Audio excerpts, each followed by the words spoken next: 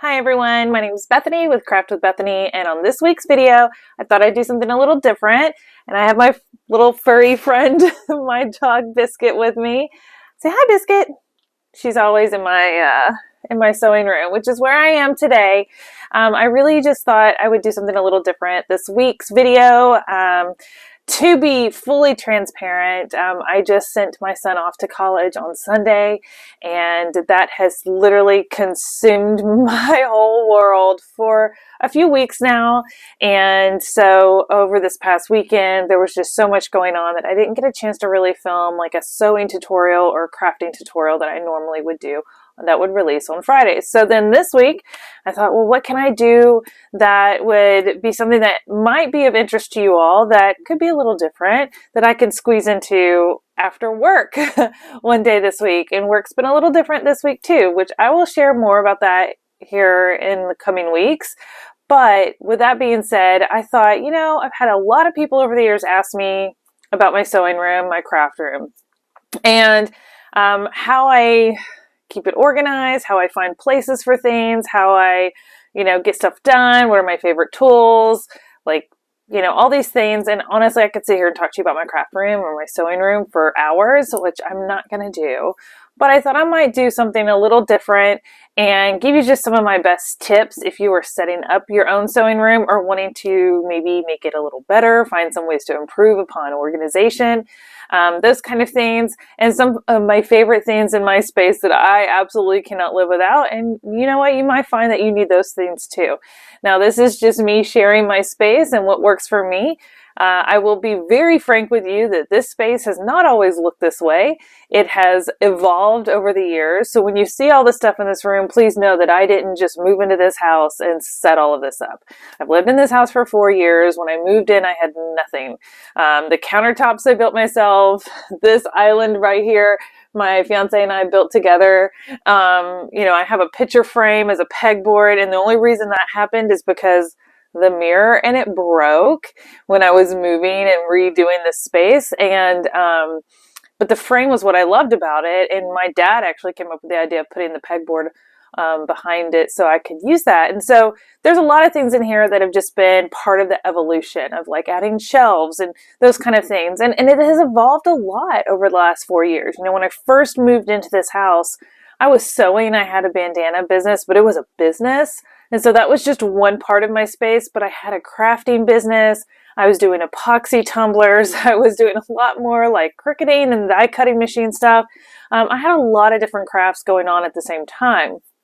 Now, since working for Singer and everything full time in my previous job, I really was just sewing all the time. And so a lot of those other crafts got put on the back burner, got stuck up in the attic, for storage or just given away. Now it's starting to show another little mix again now that I have the Singer Memento, which I'll be doing videos on that. If you haven't seen it, let me turn this camera. There it is right here. This is the Singer Memento 24-inch cutting machine that I helped launch with Singer earlier this year. And so I'm a big fan of this machine.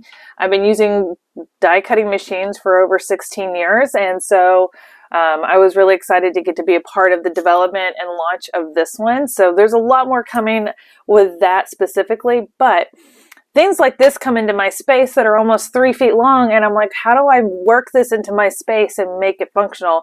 I have another machine that I'm using over here in this corner, which you'll see in a little bit, and it's just a loaner machine as I test it out for an upcoming retreat. So there's a lot of things that evolve and rotate through my space. So my space has to be pretty fluid for that reason, but there are some staples in my space that never really go anywhere and that are my machines that I love. So I want to show you a little tour, I guess, of my space, but then also really highlight some things that you might be able to incorporate into your space to make it more functional or more organized. My rule in my space is that everything needs to have a place to go.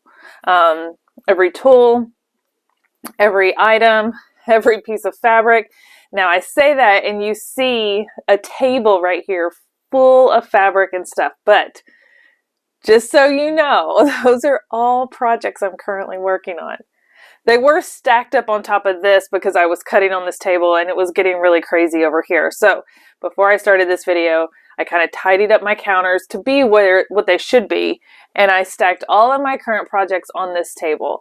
So then I can decide and prioritize. I think there might be one piece of fabric over there that needs to just go to my other storage room for scrap fabric, because I have another room that I do film a lot of my tutorials and my podcast in that other space, and so there's some things that do need to go in there, and the reason they haven't yet is because my son's stuff for college just got moved out of that room. It became the storage room for all of the things we collected all summer that he needed for his dorm and for college. So now that all that's out of there, I can kind of reorganize that space next. So maybe that'll be a future video.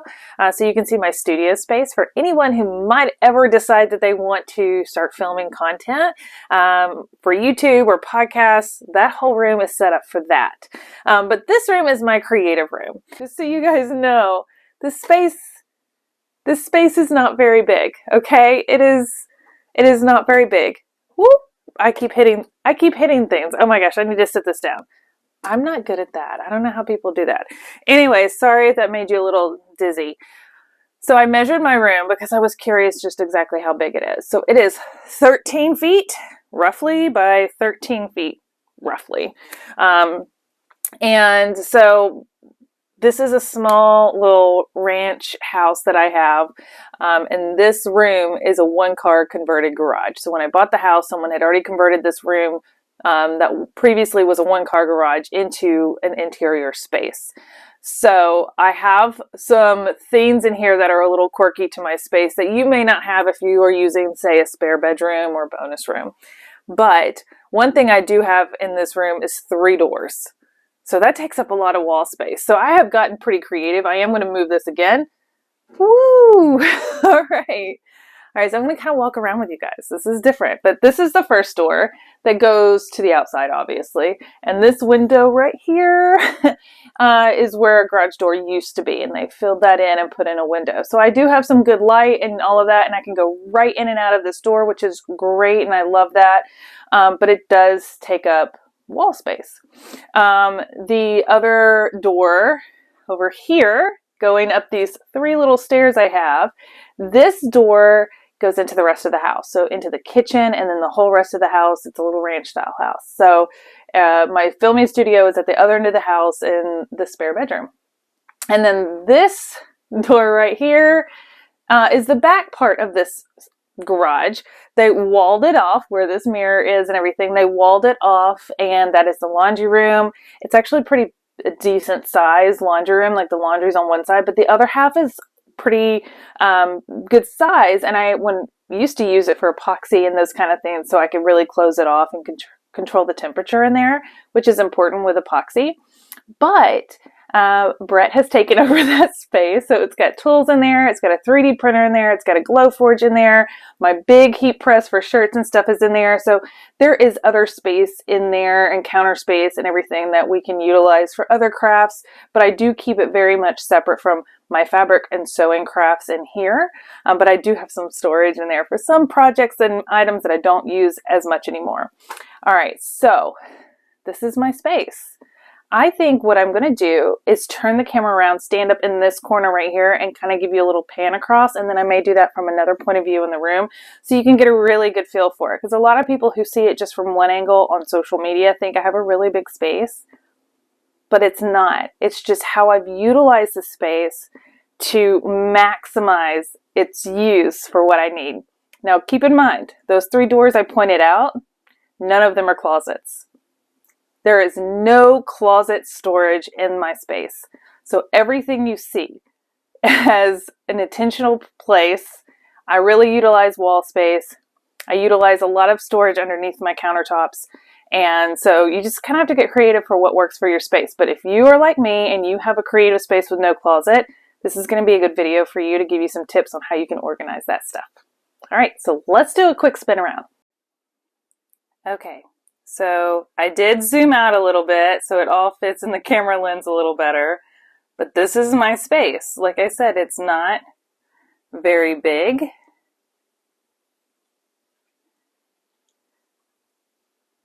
But I do love my space. So one of the first things I did was my dad and I built these countertops that go all the way across here and all the way across here. And I got these filing cabinets for free and off Facebook Marketplace, and they kind of hold up this end, so I have some storage in there. Again, storage is key, so utilize Facebook Marketplace for that. Dad did help me build these countertops, and I did wrap them in a faux marble vinyl. So this is basically like contact paper. And I wrapped the wood in that, and we wrapped the backsplash wood in that, so it just kind of gives it a nice clean finished look.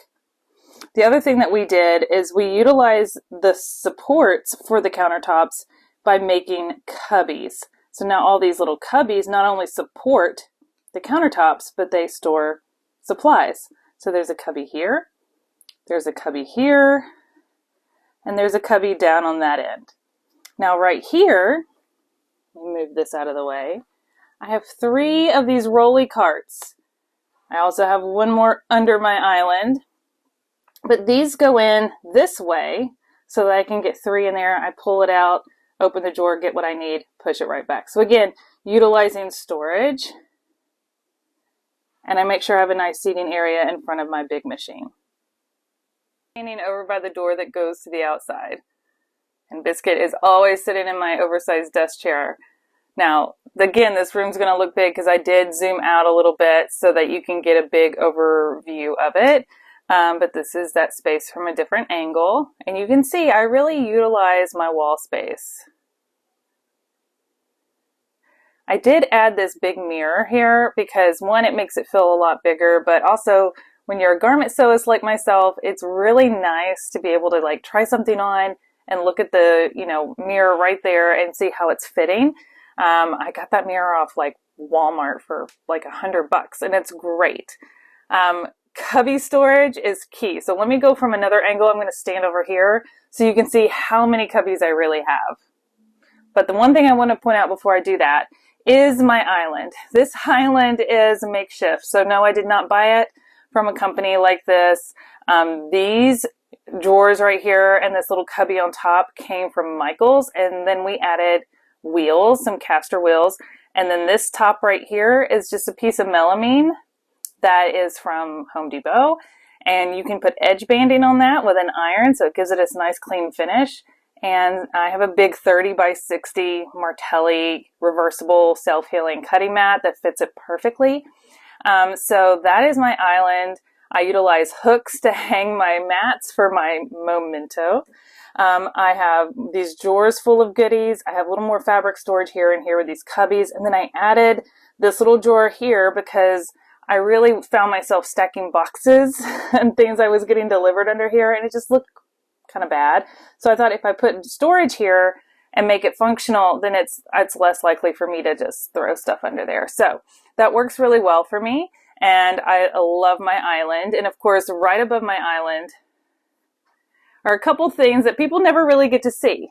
It's my projector. So let me zoom in. I have my projector here with my little mount that Brett made me. And we do have some cords kind of going across the ceiling. We never took the time to really make that look nice, and we totally could if we wanted to, but it's not high on the priority list. But that's my projector. And then this bar right here was actually one of my clothing racks from my bandana business. And when I kind of shut that down, I had all these racks, and I said, oh, I could totally take this top bar off, mount it to the ceiling, and now I have a place that this little phone or camera mount can move anywhere across here, which is right above my table. So as I'm filming videos, this is the angle that you're getting. So now you see that. Something else I want to point out, actually 3 more things I want to point out while we're looking up here. This is my attic. That's my attic access. So one thing that's great about having my island right here on wheels is because I do need to move it sometimes to get stuff in and out of the attic. So we just kind of scoot it over out of the way, pull the attic ladder down, get right back up. The other thing I want to point out is all of my can lights. This room did not have can lights when I first moved in. We added, I think, 9 can lights to this room. And by we, I mean Brett. So since we were able to access the ceiling from the attic right here, it actually made it really easy to do. but we put in a bunch of can lights, and they're on a dimmer switch, which makes life so nice when you have a projector. You can just dim the lights. Now this light right here, that's one of my studio lights that I brought in for something else, so that's normally not in here, so just ignore that. And then the other thing I want to show you while we're looking up at the ceiling is this right here. It is a retractable plug. It's got one on one side, two on the other. It comes down out of the ceiling as far as I want it to, and I can plug things in right here that are on my island. So I can plug in this machine. I could set up my little ironing table. So that little table over there, I can wheel over here, and I can plug in an iron. But what's nice about this is I'm not tripping over cords that are going from here to the wall. So it kind of helps with cord control, keeping things out of the way. And I really do love this. And it's got a little cap, and this whole thing, this whole system of cord is actually sitting up in the floor of the attic up here. So that is another really nice feature. Okay, so from this point of view, you see the other side of my room. This is the door to the laundry room. This is the door to the kitchen. This is the door outside. Like I said, lots of doors for a small space, which takes up valuable wall space. So you kind of have to get a little creative. And one way that I really maximize storage is with these cubbies. Now we've all seen these little cubby systems. I just counted. I have 33 cubbies. Yes, 33, plus this little heart vintage nook. It's got a little door that opens, and I painted it when I first got it, moved in. It's something that was gifted to me. I actually really like it, and it works perfectly with these other cubbies. But if I didn't have it, there would be more cubbies there. But it really helps out with fabric storage. And then I have these little bins for office supplies or jelly roll rugs, or in there, like supplies are in there. There's supplies in all of these down here. There's a whole bin of just zippers and things like that. So these have been a lifesaver. They used to have all sorts of like quilting cotton for my bandana business, but obviously now they've mostly changed over to garment fabrics, and all those quilting cottons have either been put in a storage bin or donated or given away. Obviously I have to have my big TV, of course. Now back here, of course, we have all the tote bags from every craft fair I've been to on the back of the door. But behind the door, I didn't forget about this storage space here. So I have a couple hooks for my rulers and cutters, and then I have this hook here. It's actually meant for other things than embroidery hoops, but it's really kind of hard to, hang embroidery hoops because the hooks are usually really small. But this one is a nice deep hook. It's got like a doorknob and another hook, and they're just kind of thrown up there. Does it look great? No. But is it typically behind a door? Yes. So it's okay. And nobody really ever sees it until now. Then you guys have. Now, I do have a full-size ironing board over there that I will pull out when I need it. But a lot of times I find that I'm perfectly fine with my mini ironing station on wheels that I can move anywhere into my space. I really love this. It's great for quick things, and I do a lot of quilting now. So this is kind of the one that I use, and not having the big one set up all the time helps me maximize my space. And there's Biscuit, always watching and being such a good girl. All right, and here, while we're doing this tour, is my ribbon wall. So this is another rack that Brett built for me. I have a lot of ribbon, and then I have my pegboard here. This is where that mirror used to be, and it broke. So we've turned it into a pegboard, which is fantastic for keeping up with all of my scissors and rotary cutters and all sorts of craft supplies. Shelving on walls is a must for me. I have just about every type of cutting machine there is, and these shelves are melamine, which is the same material that is used on my island, this right here. So it's really strong and durable. It can support a lot of weight. Just make sure you're using good anchors into your wall. And yeah.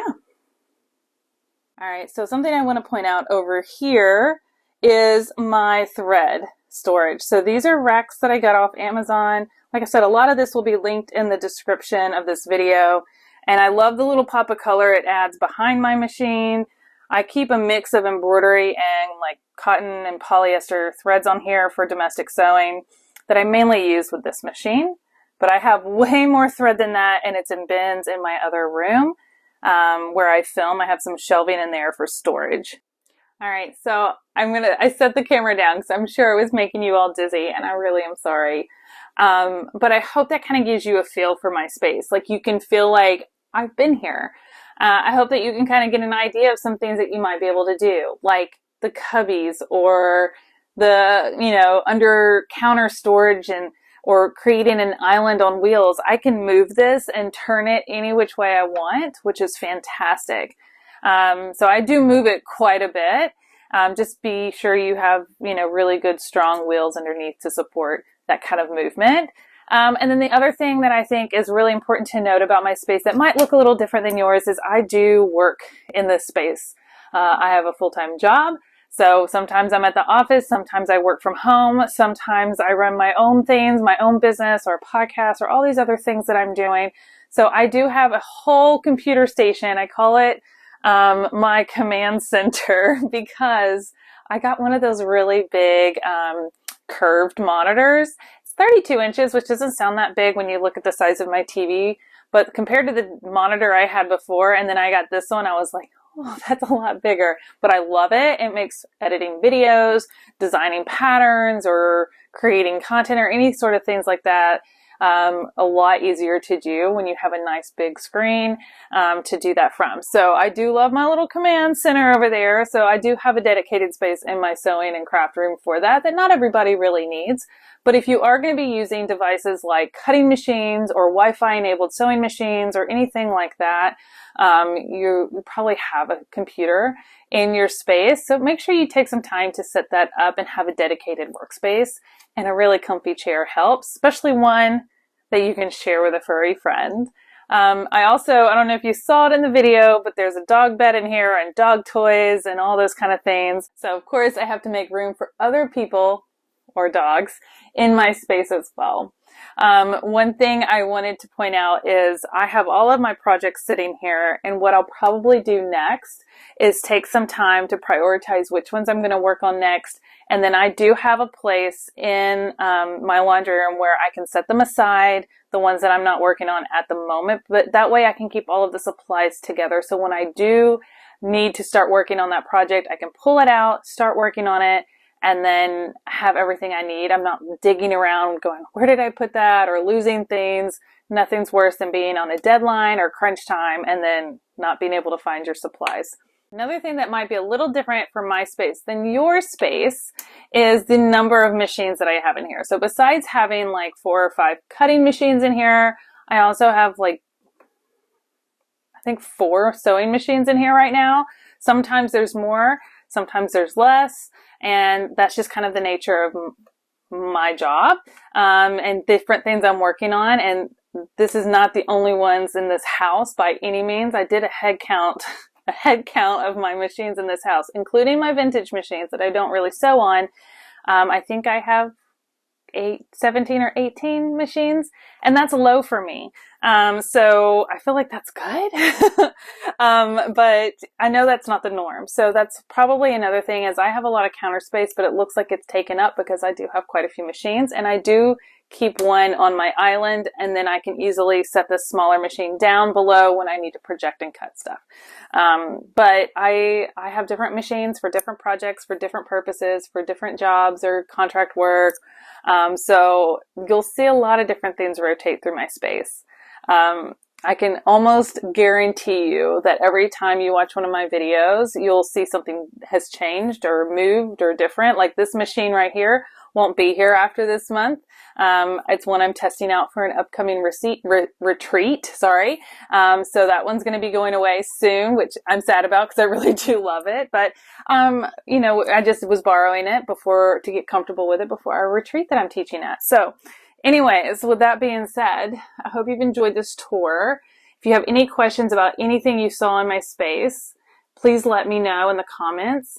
I'm going to try to link some of the things that I mentioned or called out in the description. So if it's something that you want to go, hey, can I put that in my space? What kind of cost am I looking at? that should be linked in the description below so you can kind of dive in a little deeper for that. Some of these things I bought a long time ago, like 3, 4, 5 years ago. I guess about 4 years ago. So the prices have probably changed since I bought it. But again, I really utilize any thrifted things, any upcycle things, Facebook Marketplace, as much as I loathe using it. When I was building out my space and I didn't have the income to really spend on it, but I wanted to improve upon it little by little, I utilized it. So keep an eye out for things. Anytime I would sell a few of my items, I'd go, or had a show and it did really well, then I would go, okay, well, I'm going to take some of this money and buy another set of cubbies because I really need that storage. So it's something that has been a progressive process. And like I said from the beginning, it has been an evolution. It has changed a lot. But anyways, with that being said, I hope you find this helpful. My key takeaways for you is to make sure you always have a space for your things. Like I said, I have a whole basket just for zippers. I have a whole jar just for buttons. Everything has a place. I have a special place to store my threads. So figure out what works for you. And if it doesn't work the first time, don't feel like you have to live with it. Find something else that does. So keep searching, keep figuring it out, but make sure you continue to find a way to make your space easy to clean up. If I'm doing a project and I finish, I want to be able to put things away really quick so that when I leave my space, I'm leaving it somewhat tidy. It doesn't have to be perfect, but that way the next time I come into my space, it feels welcoming. So I want to start another project. If I leave my space a mess and I come in here with this energy and sojo to start another project and I come in and it's a mess and I realize I'm going to have to clean this up before I can even start, my sojo just went right out the window and I don't want to work on anything. And there's been days and sometimes weeks where I've done nothing in here because I just didn't want to tackle the mess I left behind. So this may look like a mess on this counter. I promise it's all very organized, but for me, they're all things I'm working on. And everything else is kind of in its place, all my tools and my necessities. So yeah, I hope that helps. I know this has been a video of me talking quite a bit, not really sewing or creating anything, but I mean, your space is so critical for you to continue to sew or create or have those creative juices flowing. So I hope this helps you.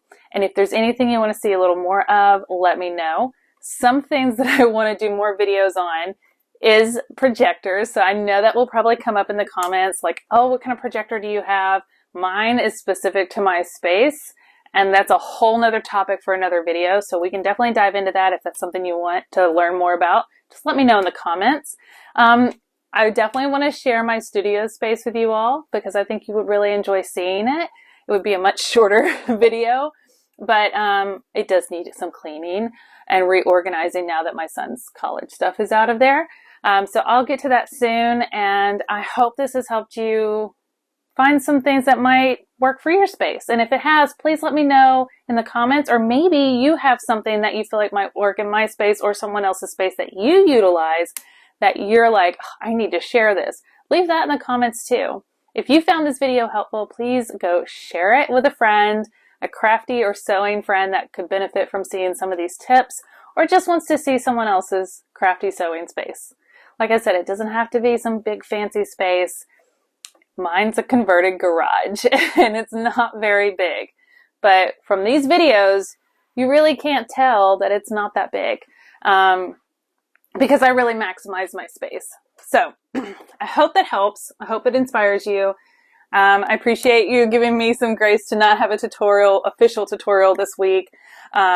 Just now that Brock is off to college, I feel like I can breathe and start planning again. So thank you for that. And for everyone who's been so supportive of our transition into that next chapter of his life and my life and all of those things. So, all right. Well, Biscuit and I are going to go figure out these projects in which order I need to do them in and go on with our night. But I hope this video has helped you, and I hope you find some crafting sojo to go into the weekend with, and I'll see you next week for another video.